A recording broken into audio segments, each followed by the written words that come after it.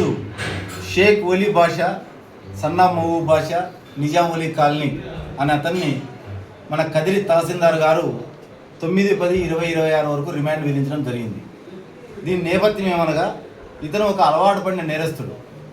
Crime number 27/2024 attempt murder కేసులో, Kadiri town కేసులో ముద్దాయి.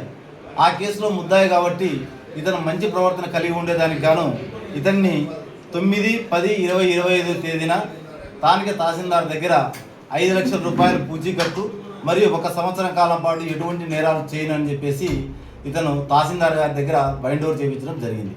దానికి విరుద్ధంగా ఇతను 1/4/2026 సంవత్సరంన కౌలేపల్లె బ్రిడ్జి దగ్గర రమేష్ అడపాల స్ట్రీట్ అనే అతన్ని ఇంకొందరితో కలిసి మర్డర్ చేయడం జరిగింది. అనగా బైండ్ ఓవర్ పీరియడ్లోనే ఇతను మరొక నేరానికి పాల్గొన్నాడు. అందువలన బాండ్ పేపర్లో ఏవైతే కండిషన్స్ ఇచ్చినాడో దాన్ని వైలేట్ చేసినందుకు గాను అతని మీద 5 లక్షల రూపాయలు ఎందుకు కట్టకూడదు అని చెప్పేసి తహసీల్దార్ గారి దగ్గర ఒక ఇన్ఫర్మేషన్ ఫైల్ చేయడం జరిగింది. దానికి అనుగుణంగా తహసీల్దార్ గారు అతనికి నోటీసులు ఇవ్వడం జరిగింది. అతను 5 లక్షల రూపాయలు నేను కట్టలేను అని చెప్పగా దాని మేరకు ఏదైతే ఇప్పటి నుంచి 9/10/26 వరకు ఎంత కాలం మిగిలిందో అనగా 2 నెలల 5 రోజులు అతన్ని రిమాండ్ విధించడం జరిగింది.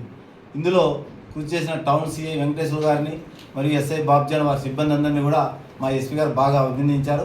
జిల్లాలో ఇది మొట్టమొదటిది ఒక 107 సిఆర్పిసి కేసులో బైండ్ ఓవర్ అయి రిమాండ్ 2 నెలల 5 రోజులు విధించడం అనేది మొట్టమొదటిది.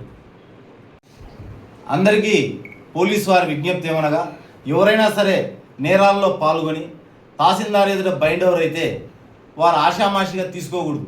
ఎందుకంటే బైండ్ ఓవర్లో ఆ బాండ్ పేపర్లో ఏవైతే నిబంధనలు విధించినారో ఆ నిబంధనల మేరకు వారు తప్పకుండా మళ్ళీ ఆ కాలంలో నేరం చేయకూడదు.